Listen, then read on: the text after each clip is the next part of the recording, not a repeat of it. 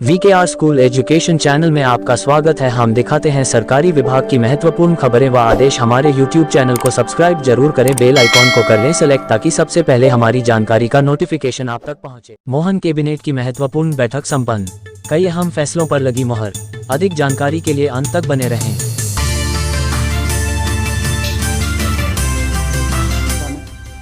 इसमें कई महत्वपूर्ण निर्णय लिए गए हैं। नगद उर्वरक विक्रय केंद्र जो 286 डबल लॉक के, विपणन समिति के 141, विपणन समिति के से संबंधित 121 जो केंद्र ऑलरेडी संचालित थे, उसमें 254 नगद नए उर्वरक विक्रय केंद्रों की स्वीकृति आज दी गई है। जिससे कि हम लोग हमेशा ये बातें आती थी कि लंबी लाइनें हैं, खाद खरीदने में किसानों को समय लग रहा है, परेशानी हो रही है। तो एक बहुत बड़ी राहत इसे मिलेगी। 254 नए केंद्र खोले जाएंगे और ख़ास तौर से जो डिफ़ॉल्टर किसान हैं, जिनको कि नगद में खाद मिल जाए, इसके लिए इस प्रकार के सेंटर की आवश्यकता थी। तो ये एक निर्णय हुआ है। सतपुड़ा सारणी में सतपुड़ा ताप विद्युत गृह के 4 जो बहुत पुराने इकाइयाँ थी, 410 मेगावाट की 2 थी और 420 मेगावाट की 2, 830 मेगावाट टोटल जो है उसको डीकमीशन किया जाएगा। 410 थे, वो 205 के 2 थे, 410 हो गए, और 210 के 2 थे जो 420 मेगावाट हो गए। तो इनको डीकमीशन करके और 660 मेगावाट जो क्रिटिकल थर्मल पावर प्लांट कहलाता है, सुपर क्रिटिकल, जो इफिशिएंसी के मामले में सबसे बेहतर पावर प्लांट होते हैं, तो इसको रिप्लेस करके और 660 मेगावाट का पावर प्लांट लगाने की अनुमति दी गई।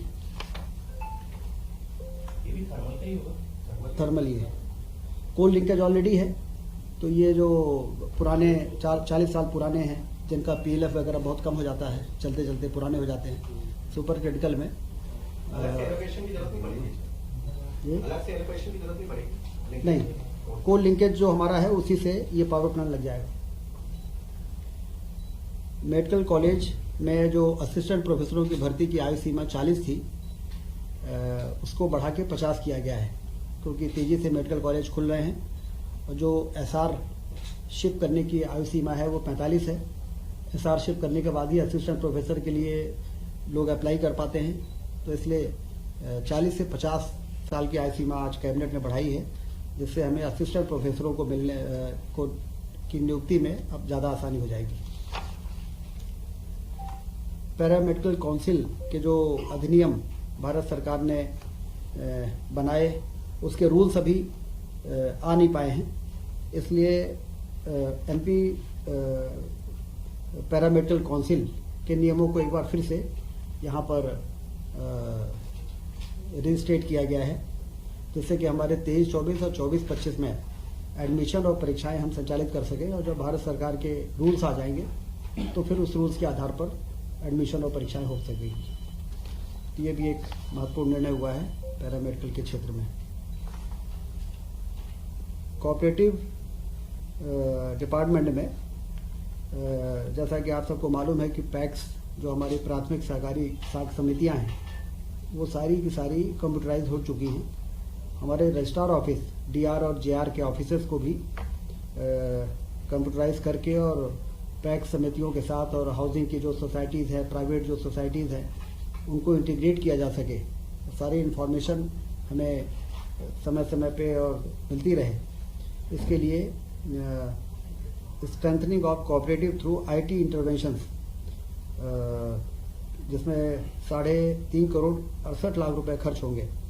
60% भारत सरकार इसमें पैसा दे रही है और 40% स्टेट गवर्नमेंट लगाएगी। और इससे जो इंटीग्रेशन होगा IT का, उससे कोऑपरेटिव सोसाइटीज़ को चलाने में और उसकी मॉनिटरिंग में काफ़ी मदद मिलेगी।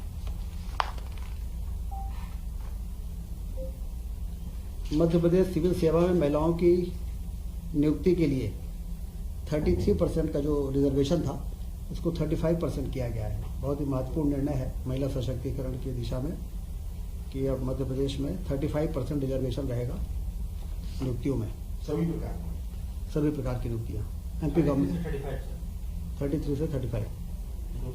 सर ये जो एमपीपीएससी कंडक्ट करती है सिर्फ वो वाले या पीएससी और ईएसबी में जितनी भी नियुक्तियां होती हैं सारी।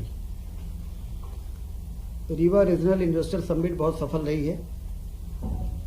4000 से अधिक प्रतिभागियों ने भाग लिया था और 31,000 करोड़ के निवेश के प्रस्ताव दिए गए हैं। 28,000 से अधिक लोगों को इसमें रोजगार मिल सकेगा। गोवर्धन पूजा का भव्य आयोजन पूरे प्रदेश में हुआ है और 2 नवंबर को सांस्कृतिक विरासत और धरोहरों को सहेजने की दिशा में एक महत्वपूर्ण कदम के रूप में देखा जा रहा है। लोगों में काफ़ी उत्साह था इस पर। गोवर्धन पूजा में जिस प्रकार से सरकार ने आगे बढ़ के लोगों के परंपरागत इस पर्व को में शासन ने जिस प्रकार से सहभागिता की है उससे लोगों में बहुत उत्साह रहा और गौ संरक्षण गौ संवर्धन की दिशा में भी काफ़ी इसको ताकत मिली है। 29 अक्टूबर को माननीय प्रधानमंत्री जी द्वारा virtually Neemuch Mandsaur Seoni medical college के उद्घाटन किए गए, जैसा आप सबको जानकारी है। ग्वालियर में मानसिक आरोग्यशाला, मंदसौर में कल्याण विभाग, राजस्व विभाग, स्कूल शिक्षा विभाग एवं वन विभागों के द्वारा पीएससी से भरे जाने वाले पदों की जानकारी की भी मुख्यमंत्री जी ने जानकारी मांगी है, क्योंकि बड़ी संख्या में पीएससी से कई विभागों में भर्तियों का प्रक्रिया चल रही है। 7 दिसंबर को नर्मदापुरम में रीजनल इन्वेस्टर समिट होने जा रही है। 7 दिसंबर को नर्मदापुरम संभाग के सभी जिलों के लोगों को निर्देश जारी हुए हैं। 12 नवंबर को कालिदास सम्मान समारोह उज्जैन में माननीय उपराष्ट्रपति जी के मुख्य आतिथ्य में होगा। इस कार्यक्रम को भव्य रूप से आयोजित करने के निर्देश दिए गए हैं। कुल मिला के आज मध्य प्रदेश की कैबिनेट